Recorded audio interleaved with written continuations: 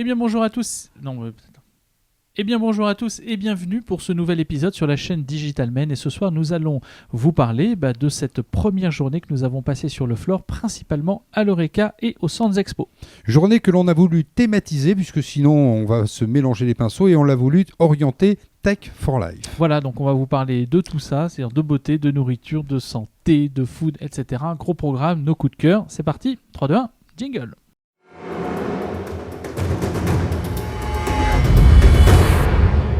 Alors globalement, Lionel, qu'est-ce qu'on entend par Tech for Life ? Eh bien, est-ce que la tech est capable de créer de la valeur, d'amener de la valeur et d'amener en fait de l'adhésion dans tout ce qui est le rituel du quotidien, c'est-à-dire la vie, la santé, la food, le sport, les loisirs, l'entertainment, et puis peut-être un petit peu les voyages aussi, parce que la vie, c'est aussi de temps en temps de se reposer et de voir d'autres horizons. Mais est-ce qu'on voit d'autres horizons depuis chez soi ou est-ce qu'on voit d'autres horizons en partant ? Et bien peut-être que la tech nous permettra de voir d'autres horizons depuis son canapé. Que de mystère. Mystère. Alors, globalement... c'est là qu'il faut envoyer la musique, tu sais. Voilà, bon, ok, on arrête de chanter. Il est tard. Il est très très tard. Alors, si on commence par la santé, quelques projets qui nous ont bien plu. Vous en avez un qu'on est en train de vous passer là, qui s'appelle Bodyo. Est-ce que tu pourrais nous en dire plus, Lionel ? Alors, Bodyo, c'est une cabine dans laquelle vous avez un certain nombre de capteurs. Et ces capteurs vont scanner d'une façon assez intelligente, puisqu'elle est promise à un équipement d'intelligence artificielle, vont scanner votre corps. L'idée, c'est que cette cabine soit en libre service, un petit peu comme un photomaton. C'est ce que vous pouvez voir, un photomaton du 21e siècle, bien avancé déjà. Et l'idée, c'est de pouvoir prendre 19 mesures qui vont vous permettre de suivre un large éventail d'indicateurs qui sont les éventails principaux qui peuvent monitorer votre santé. Tout ça prend 10 minutes, à peine le temps de prendre une photo. Voilà. Et globalement, ça pourrait effectivement être une très bonne solution dans les déserts médicaux pour pallier la consultation par défaut d'un médecin généraliste et que ça soit plus préventif. Exactement. Cas, très beau projet. Alors, une autre solution, effectivement, qui t'a bien plu, Lionel, je te passe la patate chaude, et c'est LexiLife, c'est-à-dire c'est une lampe qui va permettre aux dyslexiques de mieux lire, si j'ai bien compris. Oui, la dyslexie est liée essentiellement au fait que nos deux yeux ne sont pas en fait égaux. On a toujours un œil dominant. Et les dyslexiques, en fait, ont deux yeux qui sont dominants. C'est-à-dire que finalement, ils confondent les P avec les Q parce qu'il y a un effet miroir et les informations qui sont passées au cerveau sont des informations qui sont finalement mal interprétées. Ce que fait cette lampe, c'est qu'avec un système de diodes, elle rétablit un éclairage qui va permettre finalement à isoler cet effet miroir. Alors, c'est prouvé que ça fonctionne véritablement. Alors, LexiLife, ce qu'ils ont fait, c'est qu'ils ont créé cette lampe qui est transportable. Alors, c'est pas quelque chose que vous mettez dans votre poche, comme une lampe de poche, mais vous la glissez sur un bureau. Un enfant qui pourrait aller à l'école pourrait aussi la mettre sur son pupitre d'école. C'est transportable, on peut la mettre dans un cartable et forcément, ça résout un problème qui touche beaucoup de personnes.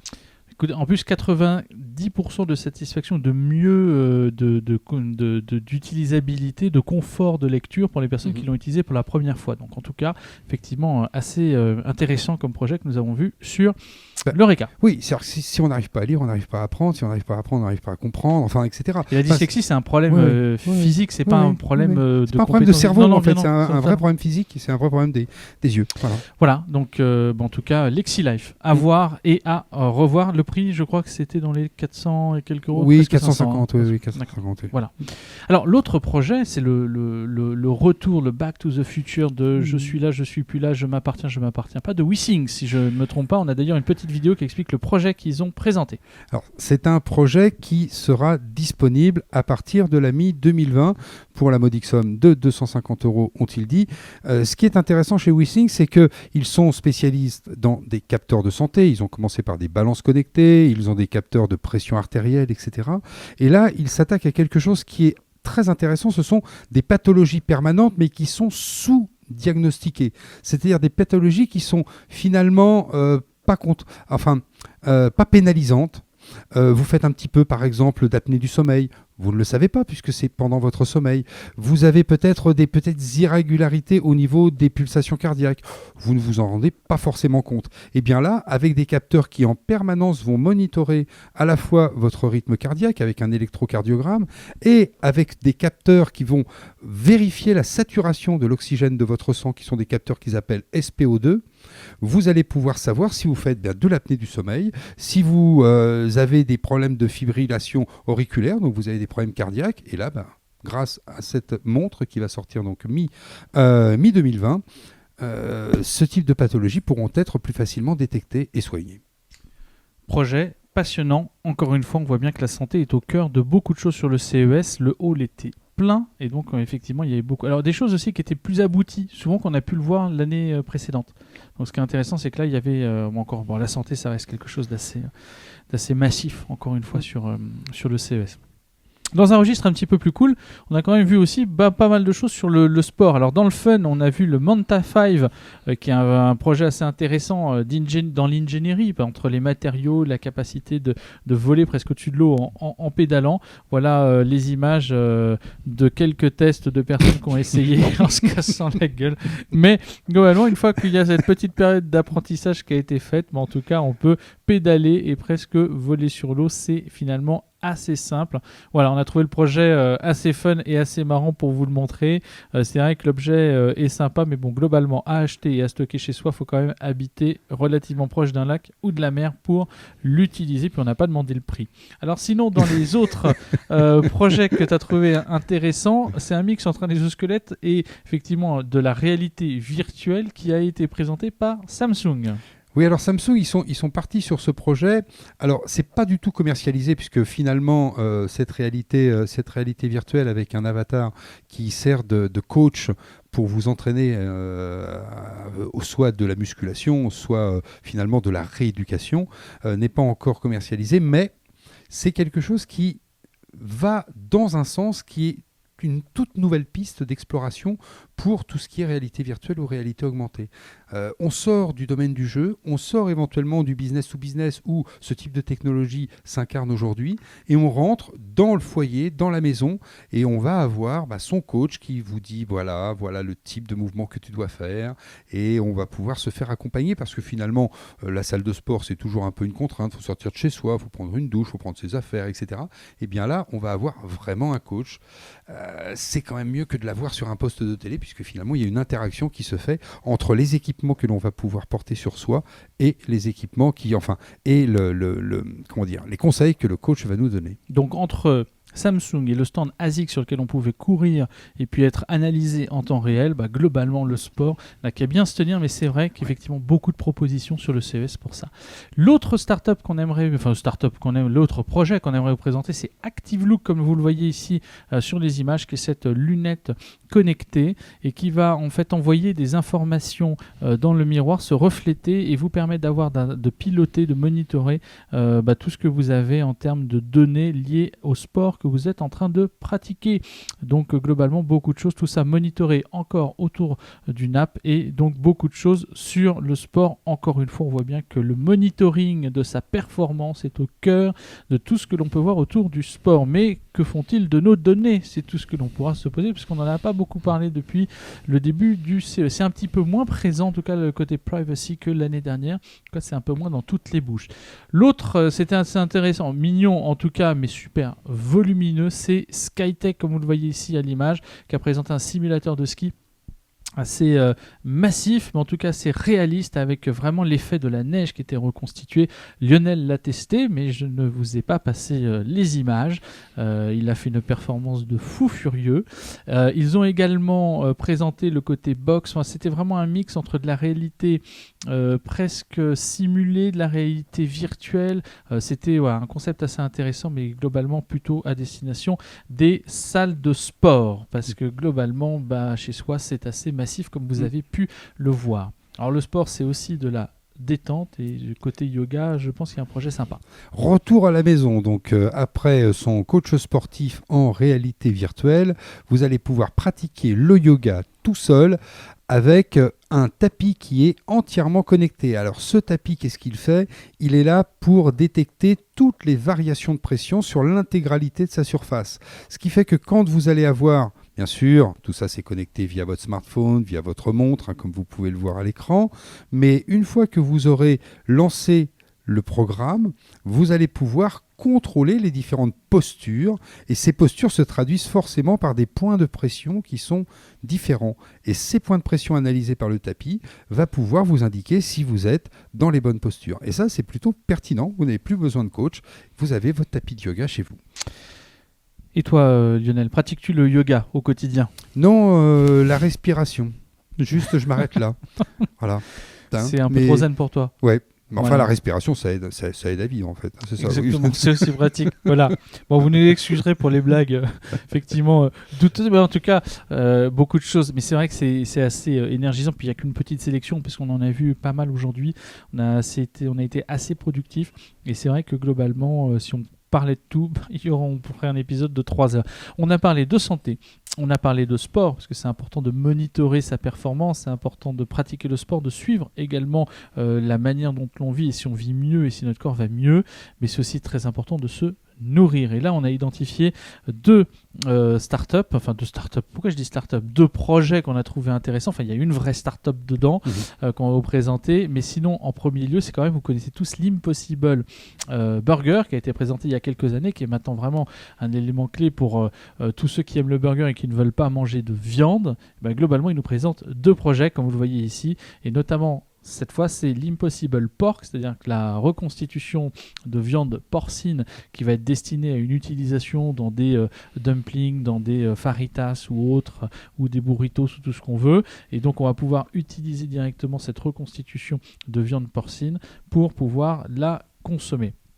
Il travaille aussi sur la présentation de l'Impossible Sausage, donc avec une saucisse qui aurait le goût de la saucisse, voilà, mais qui n'en est pas, parce que leur base, ça reste quand même du soja. Voilà, donc globalement, quelque chose d'assez intéressant et qui globalement fonctionne au niveau du goût. Voilà, je pense qu'on peut effectivement le dire. Et comme vous avez pu le voir dans la vidéo et comme vous le voyez encore, c'est quand même un programme qui est là aussi pour préserver la planète. Vous avez vu la petite infographie, enfin la petite animation, c'était pas une infographie, qui fait disparaître en fait des centaines de milliers et peut-être même des milliards, puisque je crois qu'il y a 3 milliards de têtes de bétail pour nourrir la planète. Ça en fait disparaître une bonne quantité, et si ça fait disparaître une bonne quantité, eh bien c'est autant de gaz à effet de serre en moins. C'est vrai que globalement on ne peut plus consommer de la viande comme on ne pourra pas en consommer autant que l'on en a consommé depuis des générations, et que globalement il faut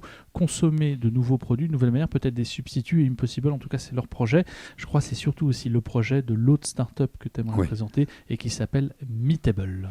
Alors Meatable est une start-up qui nous vient de Hollande. Alors je ne sais pas si c'est parce que la Hollande est un pays très plat, très près de la mer, très salé, etc. Mais en tout cas, ce qu'ils se sont dit, c'est que élever un bovin pour faire un steak, il faut à peu près 3 ans.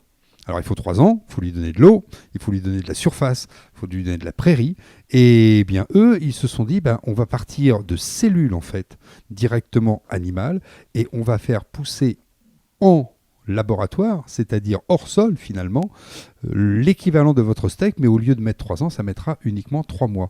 Avec beaucoup de promesses, c'est-à-dire des promesses qui sont sans antibiotiques, une consommation d'eau réduite, évidemment toujours pas de gaz à effet de serre comme dans l'Impossible Burger, mais là, on est toujours en train de manger de la viande. Donc globalement, merci la planète. Merci la planète. Voilà, Meatable, ils sont super intéressants, et pour ceux qui sont sur le CES et qui regarderaient tout à l'heure cette vidéo, ils sont sur l'Eureka Park au niveau des Pays-Bas. Voilà. Ils sont venus avec la Hollande. Allez-y, et pour ceux qui ne connaissent pas, regardez sur Internet, passionnant. On ne peut pas parler de Tech for Life si on ne parle pas de beauté. Alors des produits de beauté, il y en a beaucoup, on vous en a sélectionné 2. Le premier que vous avez ici à l'écran s'appelle OptSkin, et donc il vous permet de traiter votre peau. C'est vrai qu'on s'aperçoit que les dispositifs qui initialement étaient destinés à des professionnels sont aujourd'hui accessibles aux particuliers, et c'est ça qui est absolument presque révolutionnaire et que l'on constate au quotidien. On a également un projet qui s'appelle Ionic que nous avons vu et qui est un grand tube, on pourrait le résumer ainsi comme vous le voyez à l'image, qui vous permet de faire un plug and play presque sur des crèmes et des traitements qui sont souvent difficiles à s'appliquer, qu'on est obligé de passer dans les mains, de se frotter et ensuite d'appliquer sur le corps. Et ben en fait, eux proposent directement, comme vous le voyez sur la vidéo, d'accéder à la capacité de bien répartir le traitement sur la peau, que ce soit de l'anti-moustique, que ce soit aussi une crème pour le soleil, que ce soit un après-soleil. Tout ce qui peut se crémer et qui est crémable est diffusé sur la peau de manière assez simple. Et ça, c'est vraiment très... je dirais que l'objet est déjà joli et en même temps, pour tous ceux qui ont des enfants, je ne vous cache pas que c'est assez pratique. Voilà. Oui, et puis l'usage est facile, parce que c'est vrai que quand on a une crème, on ne sait jamais vraiment où mettre le tube, c'est gras, etc. Alors que là, c'est finalement plutôt compact, on insère le tube à l'intérieur, et puis on a un produit qui est véritablement hermétique, c'est pratique, on met le bon dosage, on ne met ni trop peu, c'est efficace. Et c'est typique du CES, ce type de produit, et c'est ça qu'on aime bien. Et on vous a sélectionné également quelques startups qui nous ont bien plu dans le tourisme, dans quelques projets sympas, dont un des premiers qui nous a plu, vous l'avez ici à l'écran, qui s'appelle le Lingolet Voice Translator. Et alors lui, il cumule à la fois une capacité de traduction et une capacité de connexion à des interprètes. Avec combien ? 185 langues. 185 langues sur plus de 30 domaines professionnels différents, que ce soit le médical, du juridique ou autre. Et il va être capable donc de connecter finalement un besoin d'une entreprise à des interprètes dans le monde, environ 2000, pour faire de la traduction temps réel 24/24, 7/7. Mais il comprend aussi le Lingolet One, un traducteur en intelligence artificielle qui peut être utilisé par des participants à des conférences internationales. Et donc c'est ça qui est intéressant, c'est cette capacité à traduire dans le cloud directement avec des interprètes. Donc c'est au-delà de la technologie, surtout quelque chose qui permet de traduire à 98% pas de satisfaction, mais de réalité ou de performance, tout en étant connectable à des êtres humains qui vont pouvoir adapter la traduction à des choses qui sont plus pertinentes et souvent plus précises que peuvent être les domaines professionnels, notamment médical, juridique ou autre. Oui, c'est toute la problématique. À partir du moment où on se lance dans la traduction, une traduction dans un univers professionnel est beaucoup plus complexe que cet univers professionnel a ses mots à lui et des mots qui parfois sont similaires à la langue classique et qui ne veulent évidemment absolument pas dire la même chose. Et quand on sait que la principale frein, c'est justement dans les relations commerciales, c'est souvent le barrage de la langue. Là, c'est une solution. Alors après, il y a d'autres solutions qu'on a trouvées dans le tourisme assez intéressantes et qui sont notamment autour des applications mobiles.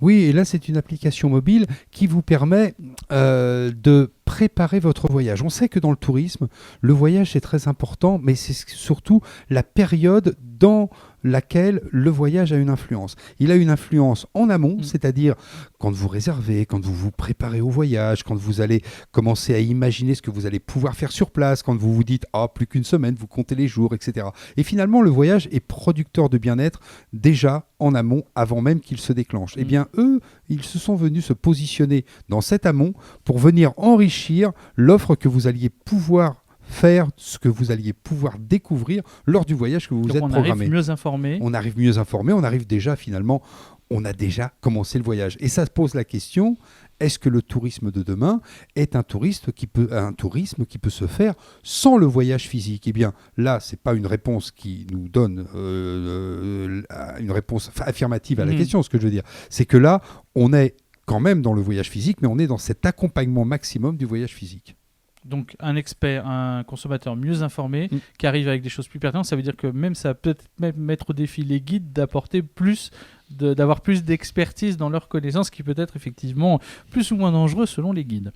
L'autre qui était intéressant, et c'est effectivement, je les ai rencontrés ce matin. Lionel était parti chez ASICS, je crois, faire du sport. Ça te ressemble bien. Et donc on va effectivement, comme vous le voyez à l'image, avoir un espèce de traceur pour enfants et qui va permettre de gamifier leur activité. C'est vrai que la plupart du temps, ce que m'expliquait la personne qui lançait le produit, c'est qu'en fait, son grand sujet, c'est de se dire aujourd'hui, c'est comment est-ce que je suis capable de monitorer le fait que mes enfants aient une activité physique suffisante pour manger une gourmandise, pour manger une pâtisserie ou autre. Et donc ils ont développé ce produit qui n'enregistre de la donnée que dans le téléphone. Il n'y a pas de connexion à un système de cloud quelconque. Enfin, en tout cas, la seule clé de connexion, c'est le téléphone, le numéro de téléphone du parent. Donc côté privacy, il n'y a pas d'échange de données particulier. C'est pas forcément intrusif et ça permet de gamifier. C'est-à-dire que l'enfant va être en mesure de marcher pendant 30, 40 minutes, etc. Et ensuite d'aller voir directement sur le téléphone, donc de passer un vrai moment avec sa famille et avec ses amis, et ensuite directement avec le téléphone, d'aller constater qu'il a bien été dans la zone verte où il devait aller, c'est-à-dire marcher, etc. Il a le droit peut-être à une récompense, que ce soit un petit cadeau, que ce soit effectivement un Kinder ou autre. Voilà, les miens sont très Kinder, donc globalement c'est souvent on a le stock à la maison. Et donc voilà, donc ça c'est intéressant parce que ça permet de, quand on a des randonnées à faire, etc. avec les enfants, de gamifier le parcours avec eux et même de le partager ensuite, puisqu'on peut le partager avec la famille. Enfin, en tout cas, on les a trouvés assez intéressants et bien sympathiques. Voilà globalement la sélection des quelques sociétés parmi les 60 ou 80 qu'on a vu passer aujourd'hui, avec lesquelles on a échangé, qui nous ont un peu marqué, qu'on a trouvé fun et qu'on a trouvé intéressant d'adapter dans ce Tech for Life. Tech for Life, l'essentiel du temps que l'on passe, c'est ça. Voilà, donc là, le tout qui est connecté globalement, et c'est vrai que derrière, le sous-jacent technologique, il est prégnant, parce que pour que tout ça ne se voit pas, tout ça doit être fluide, ça veut dire que naturellement la techno est bien présente. Est-ce qu'on a tout dit, Lionel ? Eh bien, on va faire un petit peu de pub. On va faire un petit peu de pub. Abonnez-vous. Partagez la bonne parole. Voilà, laissez des commentaires, on essaye d'y répondre de temps en temps. Et puis surtout, vous cliquez sur la petite cloche, vous êtes prévenus quand on fait quelques lives, même si parfois, à certaines périodes de l'année, on est un petit peu absent. Mais oui, mais il fallait sortir le guide de survie. Le moyen de faire de la réclame, c'était ça. Donc le guide de survie du CES qui est publié, qui sera valable encore quelques temps, puisque la prochaine mise à jour, ce sera pour l'édition 2021. Donc il y aura 2 mises à jour d'ici là, au moins, je pense, pour qu'on puisse tout simplement vous parler aussi du CES Asia ou autre. Mais bon, globalement, il reste valable pour tous ceux qui veulent préparer leur CES de l'année prochaine et qui auraient manqué cette édition fantastique. Voilà. Je crois qu'on s'est tout dit. Il est très tard pour nous, donc on va se permettre d'aller se reposer quelque temps, parce que demain, on attaque les conférences, en tout cas moi, à 8h. Toi, tu pars sur une autre conférence un petit peu plus loin. Et puis, on se retrouve demain soir pour un nouveau débrief. Un nouveau débrief sur un thème, on le dit ? Non. Allez, ça sera la surprise. On peut le dire. Surprise ? Allez, surprise. Allez, surprise. Voilà. Allez, bye bye. Bonne journée à tous, parce que pour nous, c'est l'heure d'aller se coucher. Ciao. Ciao.